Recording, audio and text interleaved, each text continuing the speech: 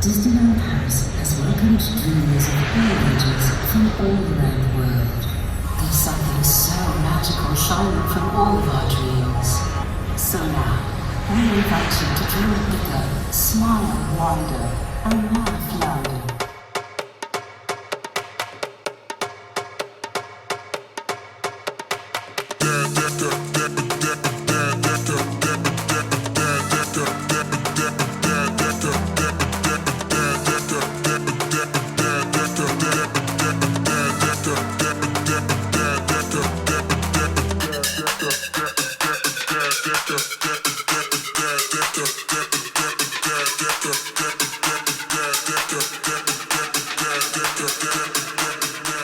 The first day that I was out on the site, it was agriculture, and I think there were beans or legumes on the area, and they had cut a big square X, and we walked out to the X, and they said, that's the castle where this X is, you know. And the rest was, it was windy, I remember, and all the beans were, or the plants were like bending in the wind, and we were all cold. And you couldn't even imagine that someday there would be a castle in this beautiful area. So that was the first memory. I think as each thing came up, it was fascinating because there were a lot of different construction companies from all over Europe. So as soon as they'd get steel up that might be Big Thunder or the castle or the Haunted Mansion, they would put their flags. So we had Irish flags, and we had English flags, and Dutch flags, and German flags, Italian flags, and of course, French flags.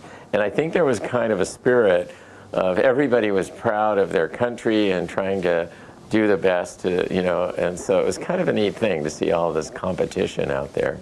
And I think nearing the completion, I remember probably even more than I remember opening day, 6 months before we opened, on October 12th, 1991, they decided to open the park for 1 day, and they brought all the guests into Town Square, and they had a curtain across Main Street, so you could not see the castle. Now, the night before, we had worked all night taking down the scaffolding, and so for the first time ever, it was at night. We had never seen it either because it was at night with all the lights.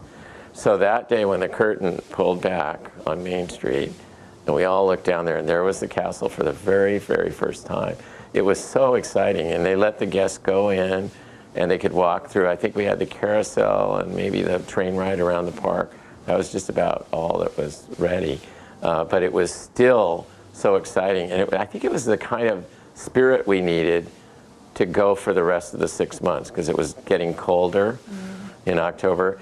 And it was so cold that winter when we were painting, we were doing all the fine painting, they would have to build a plastic building and then heat it, and then they could spray the paint, because if they sprayed the paint outside, it would turn into snow. It would come out of the nozzle and then fall to the ground like snow. So we had to like create all these buildings just to paint during the cold of that winter. But I know we were all inspired because we had seen how beautiful the castle looked that October, and now there was a spirit to go forward. Well, Disneyland is smaller, and it's the first, and Walt Disney, it's the only park that Walt Disney had involvement in. Everything else has been the people that worked with Walt Disney, bringing that to life in other places around the world. So it's very special to me because I was a child at Disneyland. And Disneyland was where I saw all these things as a little child, the way that you'd be when you didn't understand how to make rides or design rides. They were just exciting, as the many, many people I've talked to over this last week. They were very exciting to me. So when we came to the opportunity of doing Disneyland Paris, all of us, there was 5 producers on each of the lands, Eddie Sato on Main Street, Jeff Burke in Frontierland, Chris Tietz in Adventureland, Tom Morris in Fantasyland, and Tim Delaney here in Discoveryland. All of us were the same age, pretty much, and we grew up with Disneyland in California. So a lot of what I call the Disneyland DNA is richly infused into Disneyland Paris. The castle there is smaller, but our castle has the same kind of charm, I think, that Disneyland. It's not big and stupendous, it's just elegant and beautiful. And so one of the things we were trying to look for, so what is different about Disneyland and Florida and Paris? I was trying to give everyone a simple way to remember it. And I think Disneyland in California is the most charming of all the Disneyland parks. Florida at Walt Disney World is the most spectacular of all the parks. And Disneyland Paris, and after spending a week here, I confirm this, is the most beautiful of all the parks we've ever done. Europe is sort of where all of the stories of Walt Disney began. So we weren't bringing something, that was foreign to like Japan. We were bringing back things that began here in the original form. So the Brothers Grimm, Perrault, these writers created Cinderella and stories like Snow White. And so we knew we were bringing something into this culture that was already their culture. So what should we enhance and what other things would go away? Three of the things that we had to deal with was not just the cultural aspects, which meant language was going to be a little bit more significant for us, since there are 5 European languages that we know are visitors to this park. So if there's a choice between having a sign and having architecture or an attraction that you can tell what it is by just looking at it. So the Haunted Mansion became Phantom Manor, and it looks haunted, whereas in Disneyland it doesn't look haunted. You have to read the sign. Pirates of the Caribbean, we've got a pirate ship, we've got a skull, we've got all of these things that say pirates visually. In California, it's just in a building that looks like a city building, and you go under the sign that says Pirates of the Caribbean. So there was the cultural aspect driven by the languages, but also then the climate here is very different. So we knew half the year would not be sunny. And so we had to create different ways of moving through the park. And in the front, we built the beautiful Disneyland Hotel for 2 reasons. At first, it wasn't going to be a real hotel. It was just going to be a symbol that you went through while you bought your tickets and so forth. And we thought it's a symbol of hospitality. An inn is gracious, it's welcoming, and so we'll have just an artificial hotel. And Michael looked at the picture, Michael Eisner, and said, that's a beautiful idea, why don't we make it a real hotel? And everyone was rather shocked because we'd never considered having a hotel right at the doorway to a Disneyland park. And so many people thought it wouldn't work. They said all kinds of crazy things. But of course, it's turned out to be our most popular, the most beautiful, and all the other parks have tried to copy it. So if you go to Tokyo now, you'll find a Disneyland Hotel right out in front. And they also have the Miracosta in front of the Disney Sea. And Disneyland in California has the Grand Californian right out in front of that park. Walking down Main Street, in Tokyo, they covered it with glass so that you can shop. But when we studied people in Paris, they all go into the sidewalk cafes and they stay outdoors. Unless it's pouring rain, they're outdoors. So we thought, if we cover Main Street, it'll take all that outdoor vitality out of it. So we left Main Street open, but we built arcades, which are very European, behind the street. And we don't see those in America, but they're very typical. You can go to Italy all the way up to London and find beautiful arcades. So those are on the back side of the street. And that gives us the protection for the weather. But when it's nice, everybody's out on Main Street, and I'm very glad we did that. I think there was a fascination about the West that everybody in Europe is wondering if they'll ever have the wherewithal to get to America and see where John Wayne and John Ford and all these beautiful rock formations and everything. It's so different from what Europe looks like that we felt, and then it turned out to be true, that that would be very successful here, because we're only 40 minutes from the Eiffel Tower. And when you walk into Frontierland, it's like stepping into a page of the American West, and it's so iconic. It's something I think people over here would, dream of seeing sometime in their life. And we can bring it to them very quickly and easily right here in Disneyland Paris. So Frontierland, I think, was successful, and we knew it was going to be a big hit when we designed it.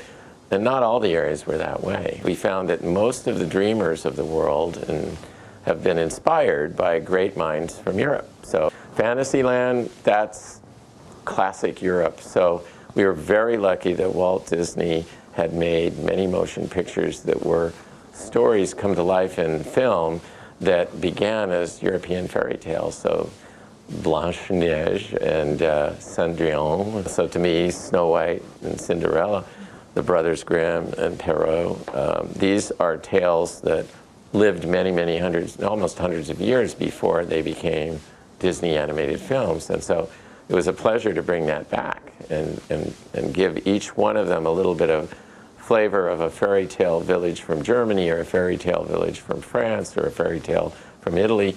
So it was a pleasure, and we knew that would be fun. And finally, Adventureland, we had the biggest and most favorite ride in Disneyland to place there, which was Pirates of the Caribbean. And we focused the land around pirates, and we put together an island with lots of stories about pirates, from the Swiss Family Robinson and Treasure Island, and Pirates of the Caribbean is now a movie franchise. So we have this perfect land where kids can play like pirates and run around in the caves and get lost. And now that we have the films, it's a wonderful place to build even more stories around. And at the front of Adventureland, we found that over here in Europe, because in America, the European fairy tales are exotic the same way Frontierland is exotic to Europeans. Well, for us to come to a French village and see the romantic village houses and so forth, that's a dream for an American. Then we found that a lot of Europeans have a favor for the Arabian Nights stories and the exotic Middle East, and Sinbad and The 1001 Nights and Babar the Elephant. There was a real following for that because it was far away. Reading a story about Cinderella, she lives down the block, in a village here. So we emphasized that at the front of Adventureland, which gave us the only Disney park that has that Aladdin-like flavor. It also helped that Disney was producing the movie Aladdin right while we were building Disneyland Paris, so we kind of knew that would be a new classic for us. So we put a little emphasis on that in the front. So those are the kind of things that I think drove us culturally. In addition to that, going into the rides like Space Mountain and Pirates of the Caribbean, we tried to add more technology in there. So we had fighting pirates. We had a Space Mountain that fired you out of a cannon and had onboard audio. So a lot of those things are part of what we have to do anywhere we go in the world. Time marches on, and you have new tools and new technologies, and we have to constantly be aware of them and figure out ways to put them into the park. So it's still as amazing for very sophisticated audiences today as it was for a simpler time when Walt Disney originated Disneyland. The ambassador program was started by Walt Disney back at Disneyland, and he realized they were just starting to think about building Florida. And up until that time, Walt Disney was on television. Walt Disney did all the interviews like this. It was always Walt Disney. And I think he began to realize we're going to get bigger, and we have to have a way of having someone be the voice and the image for our parks. And so the ambassador program was started so that Walt Disney could spend his time making movies and doing all of that, and there would be somebody who was the spokesperson for the parks. And so the first ambassadors, they worked directly with Walt Disney. There's several movies that were done for television where you can see Walt showing the ambassadors the new rides like Pirates and the Haunted Mansion. And the ambassador program is spread to each of our parks. Every 2 years they have a new ambassador pair now. But it's more than that. I think it's representative of the whole idea of being cast members. And at Disneyland we have all these lands which are made to make the guests believe that there are people that live in these worlds, because otherwise they're just sets. So when I say to people, I do a program called Who Lives at Disneyland, and we create all the types of people, and a lot of these images you see in films, the cowboys, the Indians, the Native Americans, all of the characters, the saloon characters, and the bad guys and the good guys, and that's the kind of flavor that lives, say, in Frontierland. And each of the lands has a cast of people, and I would love to find a way that we can make sure when you put on your costume each day and you go out into the park, you know what your role is. You know the role you're playing, and it's part of a story. And so when people see the backdrop and they see they're in Adventureland in a jungle on a tropical island with treasure, then your role needs to be one of somebody that would be there on that island and helping to tell that story and putting a focus on it. So while we have the ambassador up at the top of all this, we have many, many cast members throughout the whole land that are telling stories about, if you're working in the Auberge de Cendrillon, you're telling the story of Cinderella as you walk through there. You're someone that would have lived in that time and in that part of a fairy tale. If you're in Discoveryland, you're part of the group that's creating dreams for tomorrow, the future. So the costumes change, the way you act changes. And so you might have a job today in Discoveryland, and then tomorrow you're over in Frontierland. And it's not that you're the same human being, you are, but you're a different actor in those roles. You're talking about technology and the future and being a part of a brave new world.